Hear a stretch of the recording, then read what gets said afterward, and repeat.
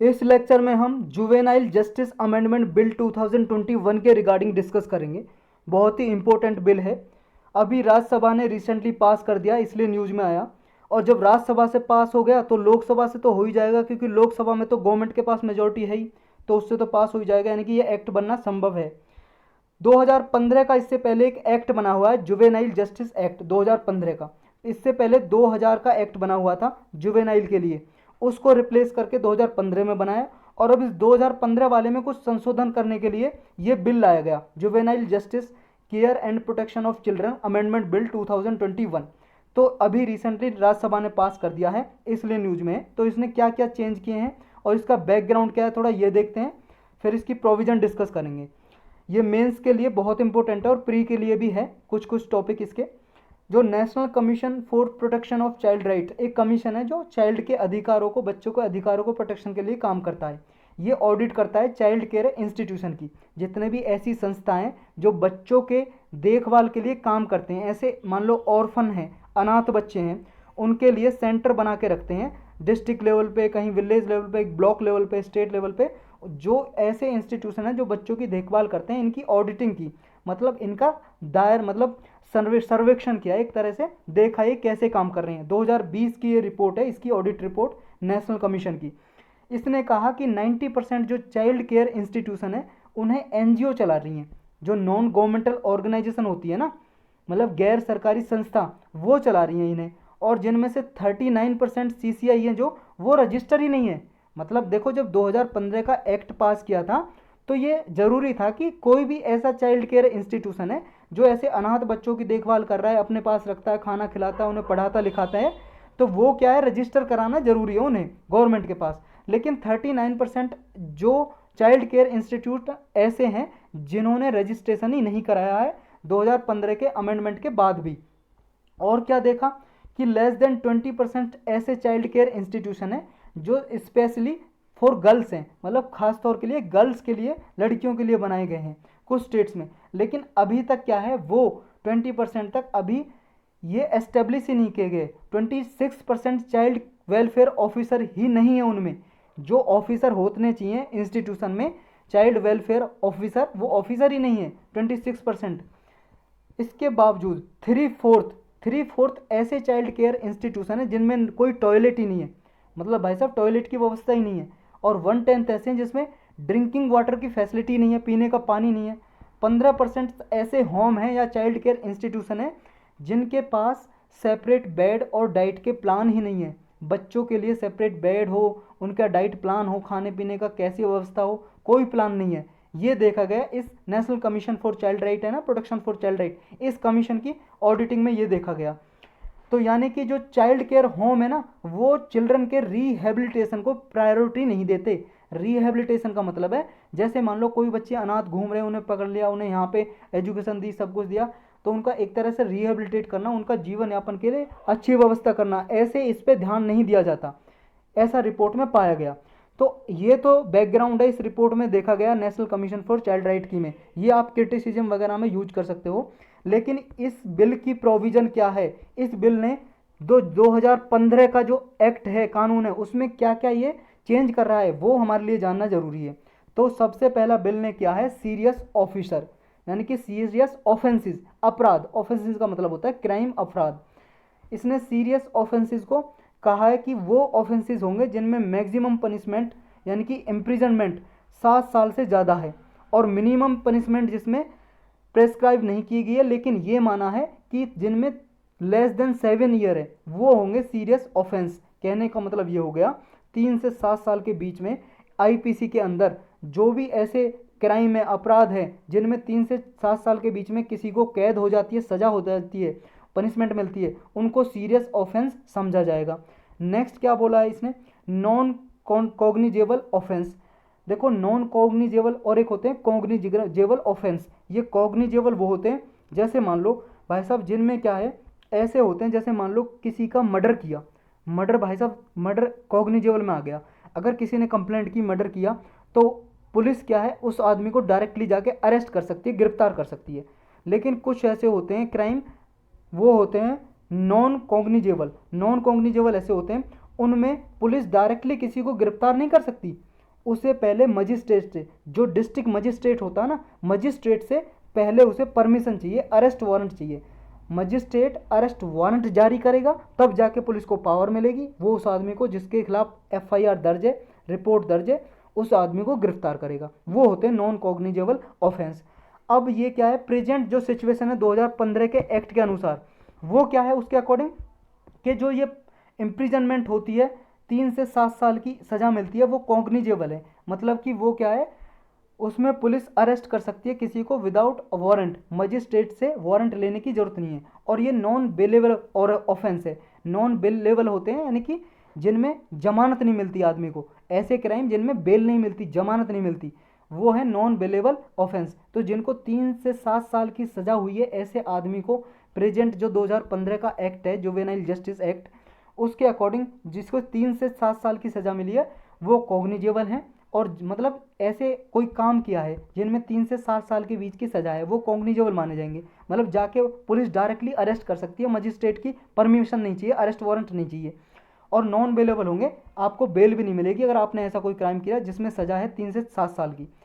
Next, अब इस bill ने प्रोविजन क्या है, ये तो प्रेजेंट सिचुएशन है। अब इस बिल ने क्या किया है, इस बिल ने क्या है, ऐसे ऑफेंस जिनमें 3 से 7 साल की है वो कॉग्निजेबल नहीं होंगे, अब नॉन कॉग्निजेबल होंगे।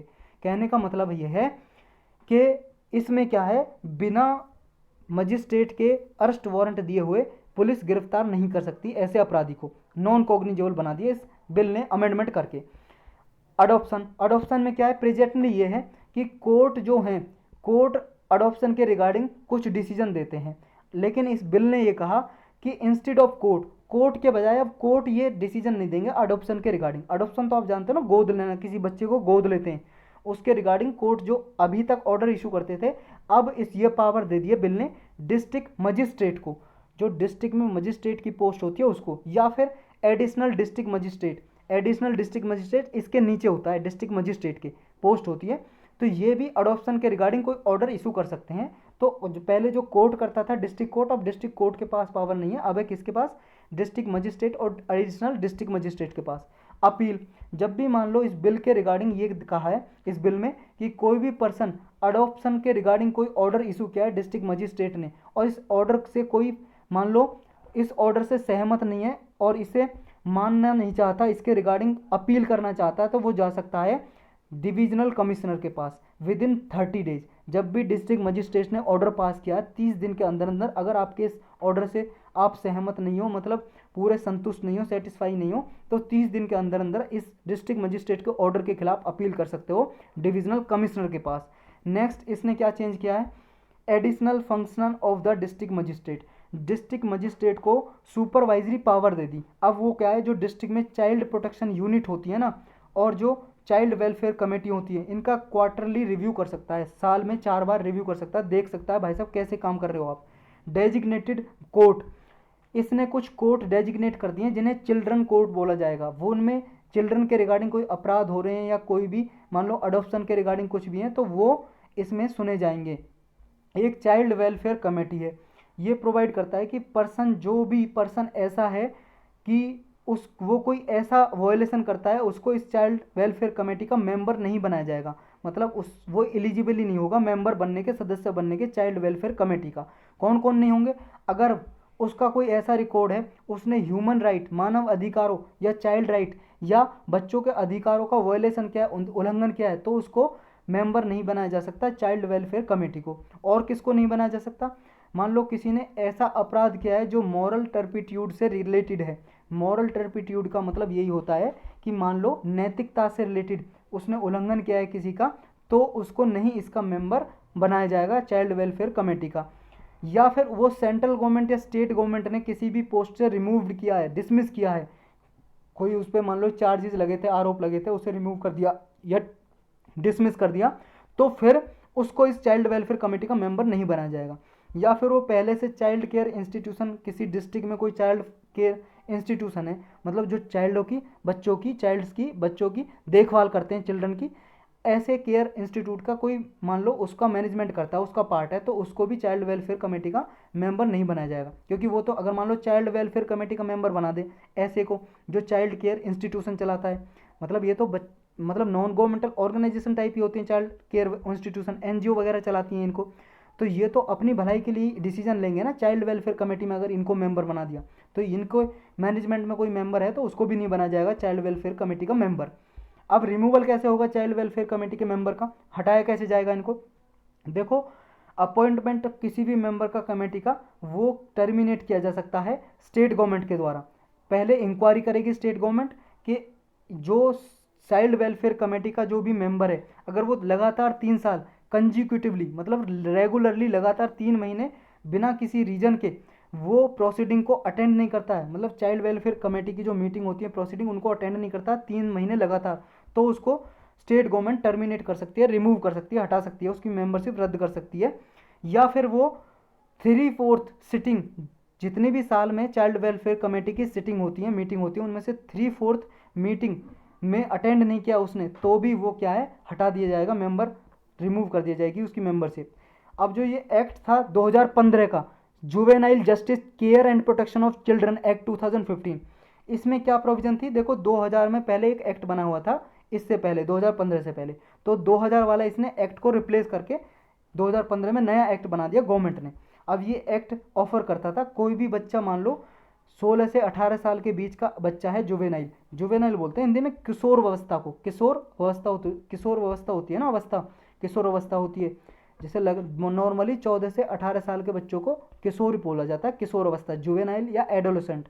और इसमें यह था, मतलब जो 18 साल तक बच्चा जुवेनाइल रहता है, लेकिन इस एक्ट में ये प्रोविजन किया गया, जो 16 से 18 साल का बच्चा अगर कोई हीनस क्राइम करता है, मतलब कोई मतलब जघन्य अपराध करता है, बहुत ही बड़ा अपराध करता है, हीनस क्राइम का मतलब बहुत बड़ा अपराध करता है, मान लो किसी का रेप किया या फिर मर्डर कर दिया, ऐसे अपराध करता है, तो उस केस में क्या है, 16 से 18 साल के बच्चे को जुवेनाइल नहीं समझा जाएगा, फिर उसे एडल्ट समझा जाएगा, मतलब बड़ा, 18 साल से बड़ा समझाया जाएगा। और जो एडल्ट को सजा मिलती है ना उस क्राइम की 16 से 18 साल के बच्चे को मिलेगी, क्योंकि अभी प्रोविजन क्या है, जो बच्चे होते हैं ना जुवेनाइल, 18 साल से कम बच्चे, उन्हें सजा का प्रावधान उनका अलग होता है, उन्हें क्या है, चाइल्ड केयर इंस्टीट्यूशन ऐसे वगैरह में भेजा जाता है, उनको मेंटली प्रिपेयर किया जाता है, उन्हें ऐसे सज़ा नहीं मिलती जैसे एडल्ट को मिलती है, यानी कि 18 साल से ज़्यादा के आदमी को मिलती है। लेकिन जो 16 से 18 साल के बच्चे अगर हीनस क्राइम करेंगे तो उन्हें एडल्ट समझा जाएगा इस एक्ट के अकॉर्डिंग, 2015 के एक्ट के अकॉर्डिंग।